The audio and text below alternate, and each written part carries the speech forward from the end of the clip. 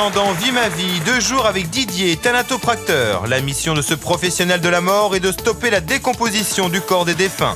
Une rencontre déstabilisante pour Françoise, qui ne comprend pas que l'on puisse travailler dans un univers aussi morbide.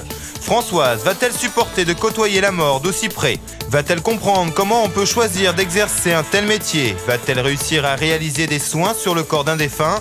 C'est Vie ma vie de thanatopracteur. Alors Didier, bonsoir. Vous êtes donc thanatopracteur dans le nord de la France, un métier qui, on l'a vu, consiste à s'occuper du corps des défunts. C'est une profession que vous estimez mal connue et que vous avez donc eu envie de faire découvrir. C'est la première fois, nous en tout cas, que dans Vie ma vie, nous explorons un monde a priori très intriguant pour le grand public. Est-ce que vous comprenez que cette profession suscite des réactions assez violentes dans le grand public? Oui, parce qu'elle est méconnue. Et on a peur de l'inconnu, d'une manière générale. Alors, on va voir en quoi consiste justement votre travail. Françoise était avec vous pour cette expérience. Bonsoir. Vous êtes maman de 3 enfants, restauratrice dans l'Orne. Et vous ne concevez pas que l'on puisse passer ces journées à fréquenter la mort. Vous pensez même, et je vous cite, que l'on ne peut pas être très équilibré en exerçant ce type de profession. C'est bien ça que vous pensiez, hein, avant de rencontrer Didier. Didier, vous voulez dire quelque chose? Non. Ça va. Très bien. Alors, en tout cas, c'est ce que vous pensiez donc avant de rencontrer Didier. Vous avez accepté de vivre sa vie dans des conditions difficiles, puisqu'on va le voir, vous avez eu de nombreuses émotions au cours de ce reportage.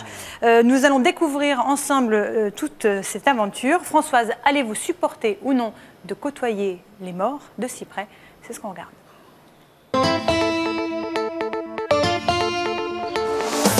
Françoise a 40 ans, elle est restauratrice en Normandie. Joviale et dynamique, elle ne comprend pas que l'on puisse exercer un métier qui a trait à la mort.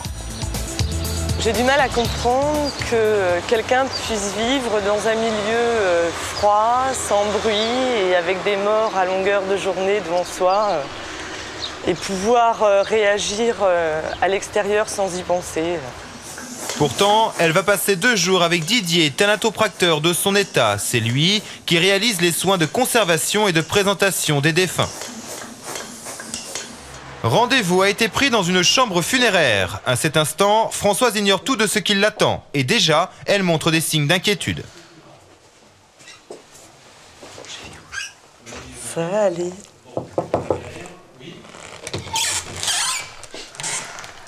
Bonjour. Françoise. D'accord, Françoise. Ben moi c'est Didier. Voilà, je vous serre pas la main parce que Bonjour. Vous pouvez fermer la porte s'il vous plaît. Merci. Donc je vous présente Cyril, qui est un stagiaire, qui est en formation, et Aline, qui est en formation aussi. Donc Françoise. Je vais profiter de votre personne si vous voulez bien vous allonger et puis on va passer à ce moment-là au cours de cosmétique. C'est moi qui joue le rôle du. Ouais, s'il vous plaît. C'est agréable. On devait avoir un corps et on l'a pas eu. Hein, le funéraire, c'est une activité très aléatoire. Donc s'il n'y a pas de boulot, bah... Mais à la limite, c'est peut-être aussi bien, quoi, je veux dire. Ben, oui. Non, pour moi, non, mais... Oui, non, mais pour moi, oui. Voilà, allez-y. Alors, ça ressemble un peu à une morgue, avec un congélateur, avec une table bizarre. Et là, je me trouve à la place d'un mort, donc... Nous sommes dans un laboratoire d'une chambre funéraire. Ouais. C'est pas un congélateur, c'est un frigo. La table, c'est pas une table bizarre, c'est une table de préparation des corps. Ouais. Et effectivement, bah oui, vous êtes un corps vivant, mais vous êtes un corps. Vivant, oui. Jusque-là, tout va bien, merci. J'espère, restez-le, s'il vous plaît, le plus longtemps possible. Quand un corps arrive, nous, on va procéder à une désinfection générale du corps. Hein, oui. Aussi bien interne que externe. Interne aussi. Interne aussi. Bon, là, c'est évident qu'on ne va pas le faire sur vous. Ça fait un peu. Hein? Boucherie, non, c'est pas... Non, non, non, non, non, non, non, non, non. Mais si vous avez l'occasion de rester, vous verrez. Oui, bien sûr. Hein? Ça sera mieux. Vous m'expliquerez pourquoi vous choisissez cette profession-là. L'objectif de la thanatopraxie, c'est de stopper le processus de décomposition des corps. Pour y parvenir, 3 grandes étapes. D'abord, on injecte une solution de conservation et de coloration. Puis, on aspire les liquides présents dans le corps humain. Pour finir, on maquille. La mission d'un thanatopracteur est de rendre sa dignité au visage d'une personne décédée. c'est pas vivant, ça bouge pas, ou alors toi t'aimes le côté... Moi j'aime bien être tout seul. Voilà, c'est ça. Moi j'aime bien être tout seul, au calme. Faire mon truc, avec... je suis zen, je suis bien, je fais mon truc et puis je veux dire, moi je prends de... non, dis pas que tu prends du plaisir. Hein. Non, justement, c'est pas du plaisir, mais je m'applique à réhabiliter le défunt. C'est une question de respect, de lui redonner une image visible. Didier est appelé pour un soin à domicile. Une femme vient de mourir et les pompes funèbres lui demandent de réaliser un soin de conservation sur le corps. Travailleur indépendant depuis 10 ans, Didier est ainsi appelé à toute heure du jour et de la nuit. Oh, la musique d'attente, elle est géniale. Ouais, Robert, t'as besoin de moi. Alors, tu peux me décrire un peu, s'il te plaît? Ouais, c'est juste un hématome. Ah, ça va aller, ça, alors. Il n'y a aucun problème, mon chéri, tu sais bien que ça, je sais faire. Donc là, on va aller faire un soin dans un domicile. Le maître mot, quand on arrive dans le domicile, c'est discrétion.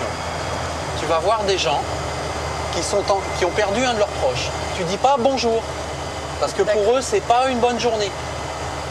Hein? Ouais. Et en partant, qu'est-ce qu'on dit? Au revoir?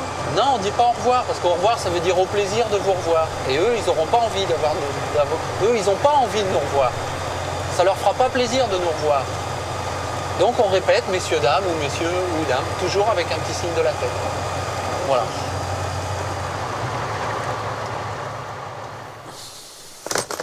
Donc c'est une personne qui est âgée de plus de 80 ans, hein, et qui a fait une chute la semaine dernière, donc elle a un hématome sur pratiquement tout le visage. Elle est toute bleue, voilà, elle a des lunettes traumatiques. Donc elle est décédée ce matin, on va faire les soins pour la rendre présentable.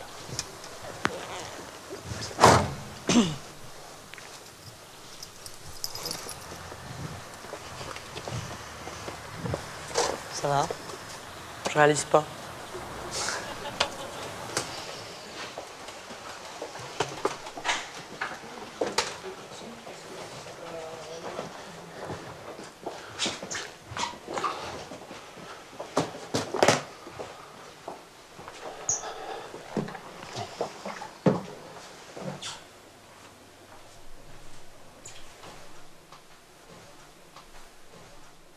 C'est terrible. T'as l'impression d'avoir une statue de cire en face de toi.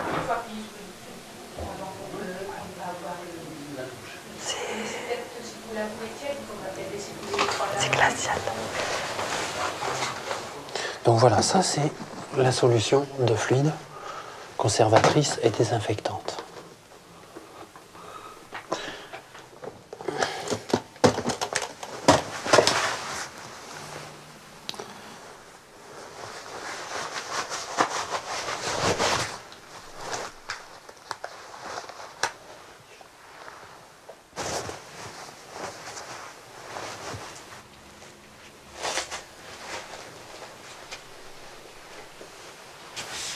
Donc c'est évident qu'ici on va pas pouvoir laver à grande eau.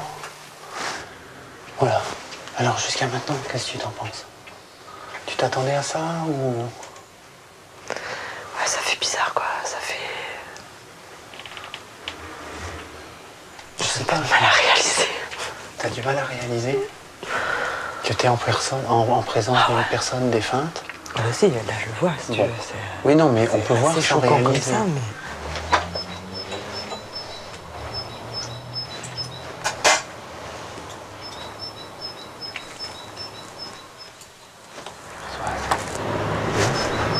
Avec 8 litres au départ, ça m'étonnerait qu'elle prenne tout. Du fait de sa corpulence, ça va être délicat. Donc pendant ce temps-là, je vais pouvoir m'occuper de lui faire des jolies mains. Oui, mais il n'y a pas de... Comme là où elle sera exposée, elle aura les mains croisées sur l'abdomen. La première chose que les gens verront, parce que quand on rentre toujours du côté des pieds. La première chose que les gens verront sont les mains. Donc si elles ne sont pas présentables, ça ne va pas aller. Voilà, le fluide descend bien. Donc je vais introduire la sonde cardiaque.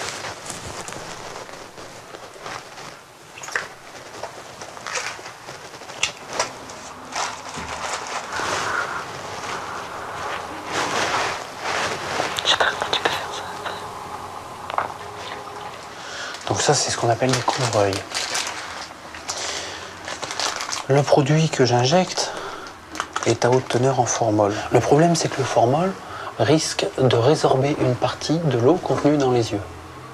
Donc après, on a un enfoncement des yeux et ça fait que c'est plus présentable. Donc pour maintenir le volume des yeux, on y met des petites coquilles plastiques qui maintiendront le volume des yeux. Je sais pas, ça fait bizarre. Attends, je vais changer change ma canule, Julie. Mais je croyais que moi, on les conservait dans de la glace, qu'on mettait un truc de glace en dessous, tu sais. Alors, un truc et puis de glace. qu'après, t'avais juste la figure qui... Un truc de glace. Tu mets, je vais dire, un steak au frigo. Tu le gardes combien de jours avant de le manger dans le frigo? Oh, 2 jours. 2 jours, pas plus. Imagine-toi que dans un corps humain, c'est pas seulement... Il est hors de question de faire l'assimilation entre un steak et un corps humain. Mais dans un corps humain, en plus, il y a des sucs gastriques, il y a des développements des flores et des faunes bactériennes qui sont microbiologiques, qu'il y a au niveau des intestins, qui vont se développer de façon anarchique dans la mesure où la personne n'est plus vivante pour les contrôler. Eh ben, pourquoi dans ces cas-là, on ne nous enterre pas comme dans certains pays, au plus d'une journée? Il y en a où c'est fait très très vite. Mais c'est l'identité française proprement dite d'avoir le corps à la maison et de veiller le mort. C'est un rite funéraire, c'est notre rite funéraire, c'est notre identité à nous Français. Tu comprends? Moi je viens pour les aider ces gens-là. C'est sûr que l'avoir toujours comme ça et de la veiller comme ça pendant 4 jours, ça va pas les aider. Par contre, si moi j'arrive à l'arranger, la rendre un peu plus présentable que ce qu'elle n'est maintenant, eh ben, ça va les aider. Je peux rien faire d'autre. Je peux pas rendre la vie, moi. C'est pas. Donc moi, il faut que je les aide. Alors je les aide à ma façon.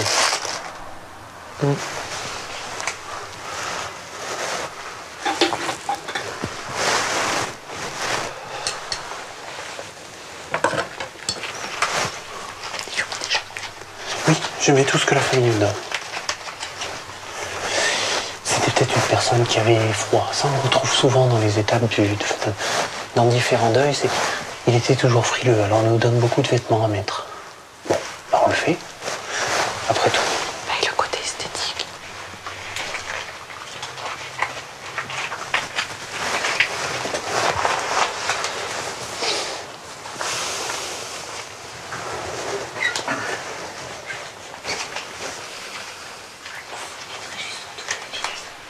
Jusqu'au petit bleu. Voilà pour la robe. Françoise, je commence par appliquer un fond de teint. Ça donne un visage peut-être qui fait moins peur que tout à l'heure.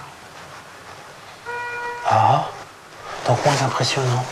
S'il fait moins peur, la peur ça impressionne, non? Bah, c'est quand même impressionnant. Je dirais les morts de la pauvre dame.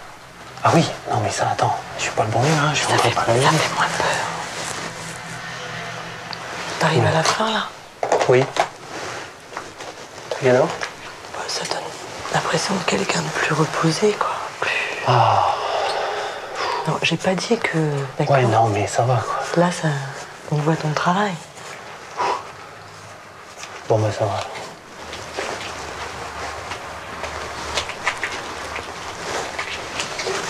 Ça fait un peu... C'est pauvre mamie. je veux dire, pauvre mamie. Maintenant, tu la regardes avec compassion et tristesse et... Ouais. Il y a quelque chose qui a changé dans ton attitude. Tu comprends? Ouais, non, mais tout à fait. Et moi, là, je suis vachement content. Moi, là, ce changement-là, ça me booste déjà. Ça va être mieux avec la famille encore, j'espère. Allez. Parce que c'était terrible tout à l'heure aussi.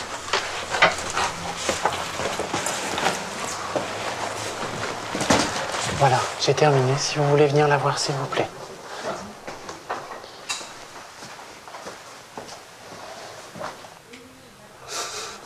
Voilà. Bon, bah, on va pas vous embêter plus longtemps, hein?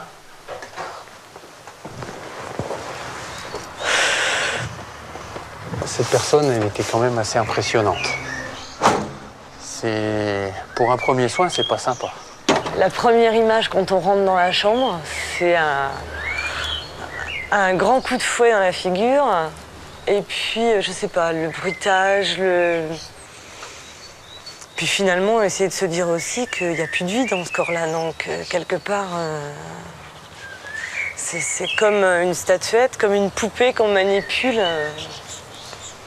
Ça fait curieux.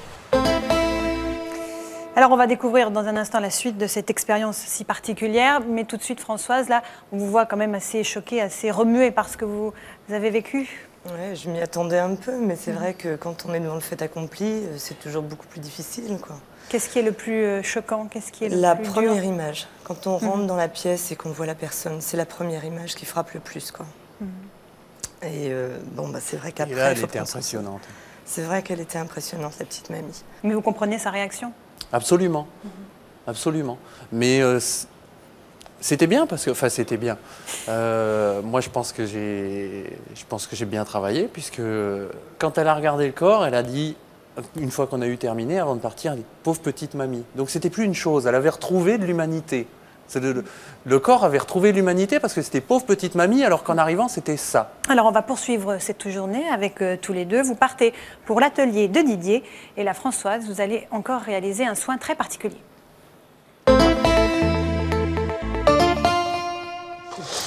Oh la vache!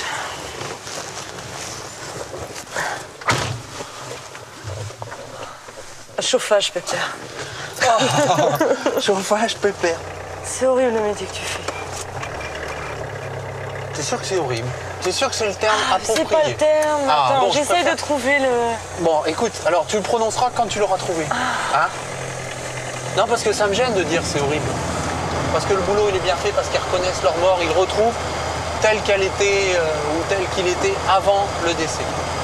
Et là, dans leurs yeux, mais alors c'est fugace, hein, ça fait que passer, c'est pire qu'un flash, ça tient de la milliseconde, et dans leurs yeux, il y a une putain d'étincelle.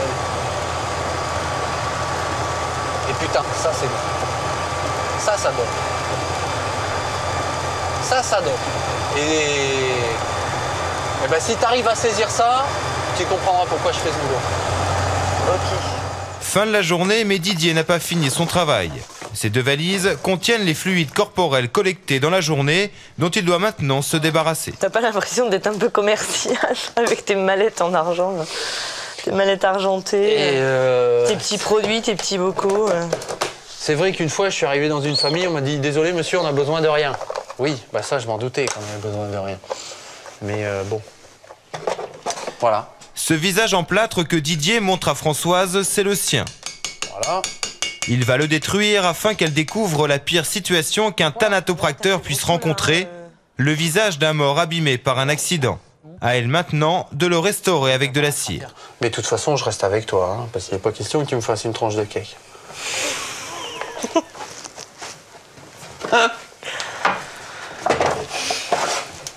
Si c'était quelqu'un de réel, je crois que je pourrais pas regarder, quoi. Parce que là, vraiment, il y a ce morceau en moins, il y a un morceau de lèvre en moins. Ça doit être impressionnant sur un être, entre guillemets, vivant, quoi.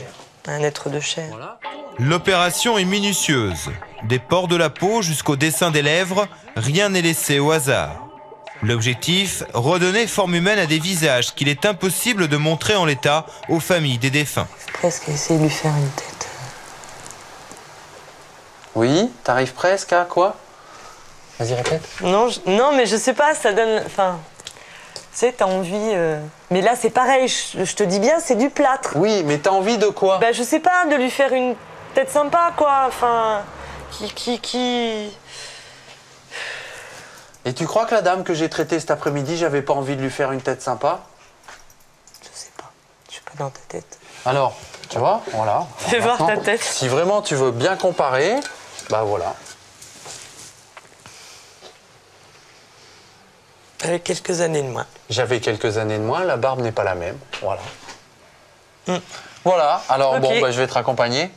Et puis on se voit demain. Ok. Si t'es toujours d'accord, si on poursuit, on se voit demain. On va y aller. On verra demain. Demain sera un autre jour. Demain sera un autre jour, mais il amènera son lot de peine. Ah, c'est charmant. Allez. Bonsoir. Allez, bonsoir.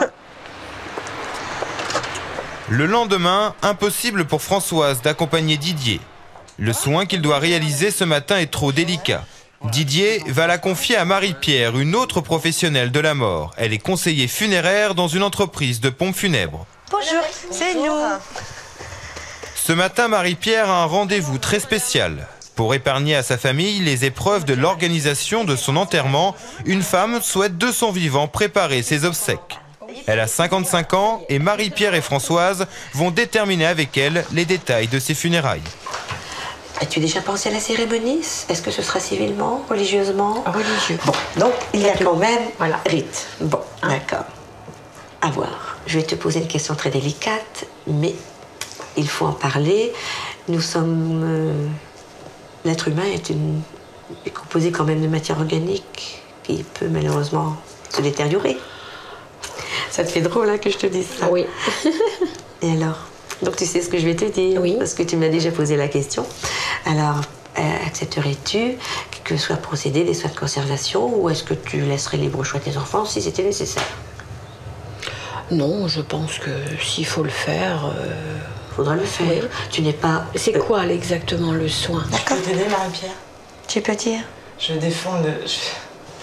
Ça va contre nature, ça. Pour l'avoir vu hier, parce que j'ai suivi justement un soin. J'ai trouvé ça dur à vivre hier, mais quand on voit la personne avant et quand on voit la personne après le soin... D'accord. C'est bon de le savoir, parce qu'au moins... Oui. Donc, c'est plus... C'est OK. Ça n'a plus rien à voir, quoi. C'est vrai que j'avais l'impression, on en a discuté un peu après, on avait l'impression qu'elle était... Endormie. Voilà. Alors, Christiane, maintenant, nous allons te montrer un catalogue cercueil qui est assez vaste. Il y a bien sûr des modèles pour tout budget. Et après avoir vanté la thanatopraxie, Françoise va elle-même proposer le choix des cercueils. Il y en a pour tous les goûts et pour toutes les bourses. Un cercueil peut coûter jusqu'à 5 000 €. De toute façon, moi j'aime le chêne clair. Clair, déjà. Tu vois, t'es déjà situé. Ouais. Ce qui me marque tout de suite, c'est que, en fait, là, on est chez la personne. Je vois l'intérieur, je comprends pourquoi elle choisit Voilà, tu as compris. Ce genre de cercueil, quoi. Voilà. Donc, à la limite, la démarche de le faire soi-même et de rester dans son choix. Dans son choix, dans ses idées de décoration, mais dans les choix qu'elle a eu dans sa vie, voilà. tu veux dire. Voilà. Et en fait, et tu vois qu'elle a des meubles clairs et donc elle s'oriente vers du clair. Et c'est vrai que c'est révélateur. C'est la raison pour laquelle... Je n'avais pas pensé à ça. Eh oui. Je n'y avais pas pensé. Alors, je vais bien sûr préciser que pour le capiton, surtout pas de mauve parce que tu n'aimes pas cette couleur. Du clair. Donc, le moment le plus dur, c'est de lui présenter, en fait, le catalogue, entre guillemets. C'est dur de présenter un catalogue de cercueils. Et puis de se dire qu'en fait, c'est sa dernière demeure, quoi. C'est le dernier endroit où elle va être alitée. Alors d'avoir vu le travail de la thanato avant, d'imaginer la personne après dans le cercueil et que ce soit la finalité, quoi. Alors Françoise, qu'est-ce que cela vous fait de vous revoir dans cette scène qui aurait pu vous paraître surréaliste il y a quelques semaines? C'était complètement surréaliste. Jamais je me serais imaginé pouvoir faire ça. Bon, là on le voit pas trop, mais c'est vrai que ça a été très très dur quand même. Avec la petite dame, là on a pleuré toutes les deux. Je me voyais faire quelque chose de complètement dément, quoi. Mais vous avez vendu un soin, un cercueil. En plus, oui, j'ai vendu son soin, quoi. Ça, je veux dire, c'était démentiel, quoi. Ça vous fait sourire? Sourire de satisfaction. Et Au bout d'un soin, c'est quand même toi qui as participé à la vente du soin lors du contrat obsèque de cette dame. C'est vrai. Alors que quand tu es arrivé, les soins, je ne comprends pas comment il peut faire ça, ce mec. Alors après cet intermède, Françoise, vous allez retrouver Didier pour un nouveau moment fort pour vous. Allez-vous cette fois réussir à l'aider, l'épauler réellement dans son travail? Je propose de regarder. Françoise a rejoint Didier. Les pompes funèbres viennent de l'appeler suite à un nouveau décès. Le soin sera réalisé en chambre funéraire. L'opération va durer 2 heures et cette fois, Françoise va assister Didier. Bon, par contre, c'est une personne de forte corpulence. Donc, faut que tu me files un coup de main. Je te montre.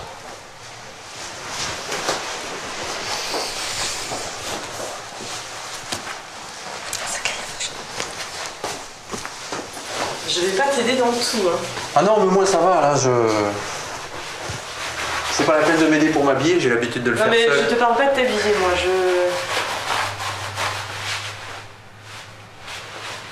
Pendant que je prépare le matériel, si tu peux procéder à la désinfection, tu sais passer le chip sheet. Ça va aller? C'est pas... Hein? Tiens. Voilà. C'est celui-là, hein, c'est un pistolet comme un pistolet à vitre. Hein?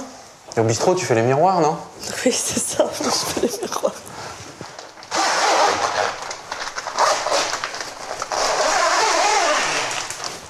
Voilà. Donc il va falloir que tu la désinfectes partout. Ça va aller? Attention, je vais mettre un peu plus au milieu, que tu puisses passer autour. Voilà. Et je mets les freins sur la table. Je croyais avoir vu le pire hier, mais là, c'est costaud quand même. Hein.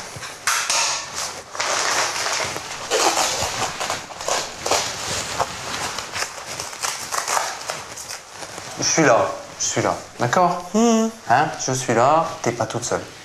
D'accord? Hein, et puis si tu n'y arrives pas, bah, tu dis bah ça va pas, et puis je prendrai le relais. Bon, on va prendre sur soi. Hein.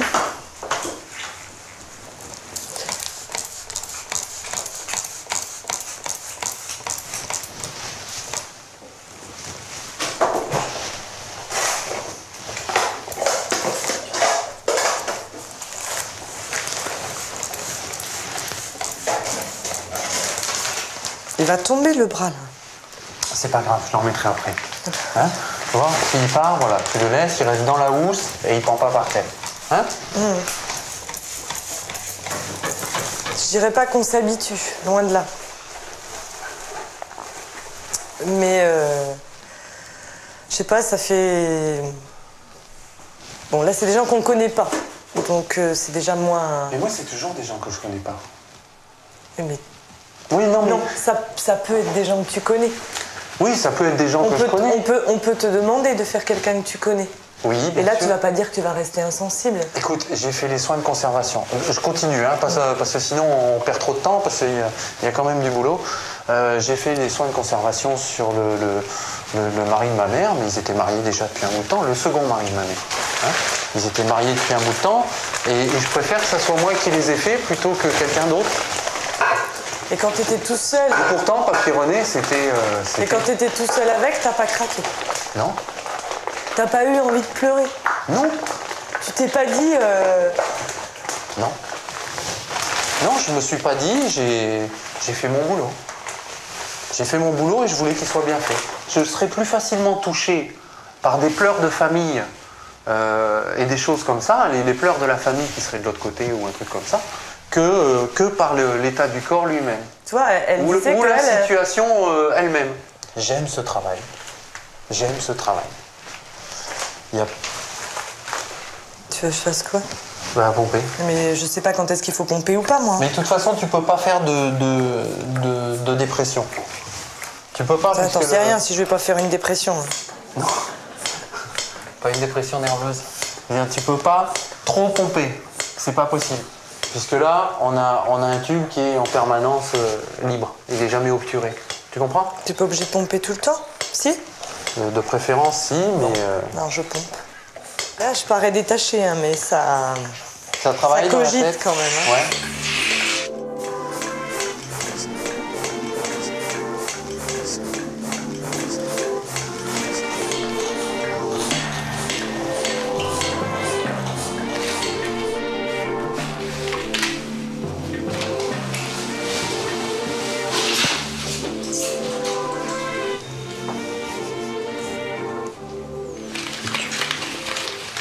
Repère bien où est le talon.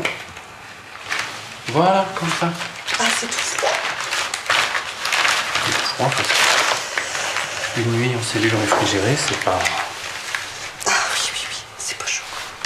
Ça réchauffe pas, hein.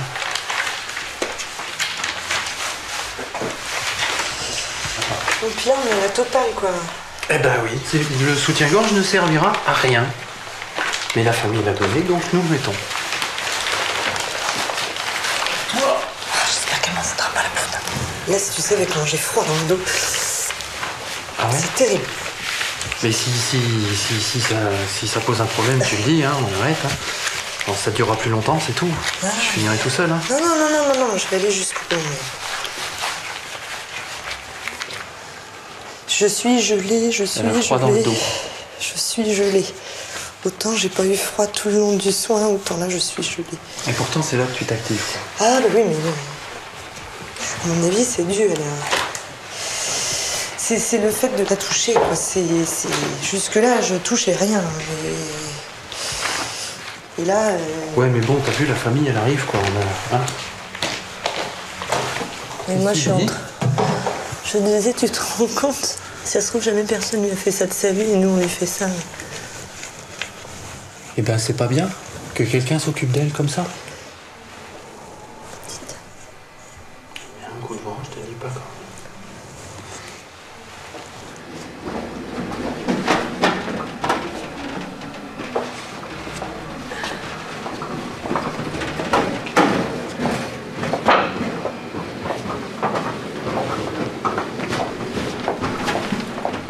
Voilà, on vérifie que la parure retombe bien.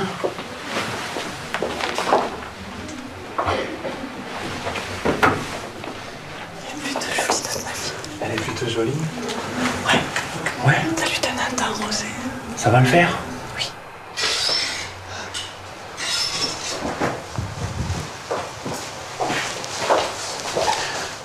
Comment tu l'as trouvé, là, le corps? T'as présenté dans le salon avec les lumières qu'il y avait. Elle était jolie à regarder, quoi. Ouais. Plus agréable, quoi. C'était plus agréable. Donc on a fait quelque chose de sympa. Je croyais que sympa. Ouais, c'est bien. Bon, bah écoute, attends, je finis ça. Et puis, comme tu m'as filé un petit coup de main, là, j'ai une petite surprise pour toi, quand même. Ces 2 jours ont troublé Françoise. Jusqu'ici, elle avait réussi à maîtriser son émotion. Donc ça, en fait, tu t'en rappelles, tu l'as fait hier. Alors tu me ferais vachement plaisir si tu l'emmenais, quoi. Hein?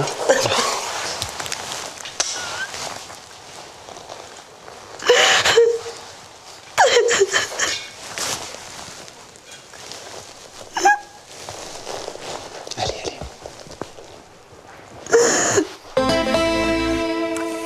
Voilà, c'est la fin de l'expérience. C'est le moment où vous craquez, quoi. Bah, c'est la fin de 2 jours où j'ai pris sur moi tout le temps, où j'ai appris plein de choses, j'ai fait plein de choses que jamais je ne serais capable de faire. Enfin, c'est un peu grâce à Lisier, je suis un peu émue là. C'est curieux, quoi, comme expérience, mais c'est très, très enrichissant. Vous comprenez la réaction de Françoise? Ouais. C'est vrai que pendant 2 jours, ça a été très forte pression, mais pas... Il y avait un gros poids émotionnel, quoi. Il y avait quelque chose. Il y avait quelque chose. Elle était pas réfractaire proprement dit aux soins, mais elle comprenait pas. Elle vous a sensibilisé? Elle vous a rendu plus sensible pendant ces 2 jours? Non, je vais pas dire qu'elle m'a rendu plus sensible, mais elle m'a aidé à mettre... De toute façon, il ne le mettra jamais. Non, elle m'a aidé à mettre le doigt sur... Enfin, à cerner un peu plus les motivations pour faire ce métier, quoi. Alors, qu'est-ce que vous avez appris sur ces motivations? Humanité. Je crois que c'est un grand mot qui domine tout. Est-ce qu'il y a des moments où vous craquez? Non, il n'y a pas de moment où je craque. Sincèrement? Non, sincèrement, non. De toute façon, un thanato, quand il craque, c'est fini, il ne pratique plus. Hein. Parce que s'il craque une fois, il ne pourra pas continuer. Donc, moi, je continue, je pratique toujours. Donc, vous ne craquez pas? Non, je ne craque pas. Non, j'ai dit que je serais plus facilement ému et sensible aux pleurs de la famille dans la pièce à côté. Là, oui, ça me toucherait, ça me chiffonnerait. Mais le soin proprement dit, l'état du corps, et non. Vous comprenez ce professionnalisme? Curieusement, quand on perd quelqu'un de proche, on garde cette image-là très longtemps. Et en fait, quand j'ai accepté de faire ce sujet-là, c'était aussi pour faire un challenge et voir si... alors ça peut peut-être paraître un peu maso, mais si on gardait encore... Et en fait, les images des personnes que j'ai vues, je ne les ai plus. Jamais je n'ai eu les visages en tête. Et ça m'a même fait oublier les visages que j'avais avant. Donc c'est ce côté, pas revanche, mais en tout cas challenge sur vous-même que vous retenez de ces 2 jours? Oui, il y a ça, et puis cette leçon de vie énorme, quoi. Et puis de se dire que la vie est trop courte et que, bon, avant d'arriver dans les mains de Didier ou de quelqu'un comme lui, il y a plein de choses à faire avant, quoi. C'est une revanche sur la vie. Mais écoutez, merci. Merci à tous les deux, en tout cas, d'avoir joué le jeu de Vous la vie.